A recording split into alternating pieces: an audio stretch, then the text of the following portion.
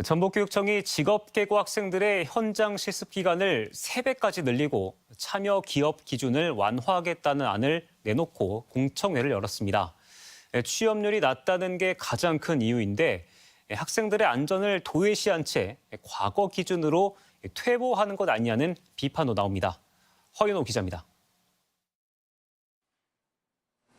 전북 지역 직업계교 학생들의 산업체 현장 실습 기간은 타 시도의 3분의 1 수준인 4주입니다. 지난 2017년 통신사 콜센터에서 현장 실습을 하던 도중 폭언과 실적 압박 등에 시달려 숨진 여고생 홍수연 양의 사건이 계기였습니다. 학생 안전을 최우선으로 현장 실습을 개편해야 한다는 공감대가 형성됐던 겁니다. 그런데 최근 전북교육청이 현장 실습 기간이 너무 짧다며 타 시도처럼 최대 12주까지 늘리겠다는 계획을 추진하고 나섰습니다. 조금 더 유연하고 적극적으로 현장 실습과 취업으로 연계될 수 있도록 유연성을 갖자라는 게 교육청에서 현장 실습 확대안을 말씀드리는 이유다. 지난해 38.7%를 기록한 특성화고 취업률이 전국 최하위를 면치 못하고 있는 이유가 현장 실습에 문제가 있기 때문이라는 진단입니다.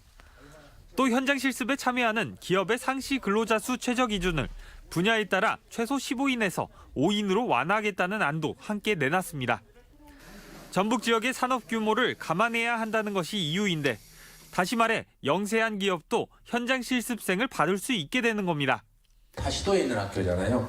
거기하고 비교해가지고 너무 작기 때문에 기간이 너무 짧아서 전북기계들은 안 받는다. 그런 말도 많이 들었고요.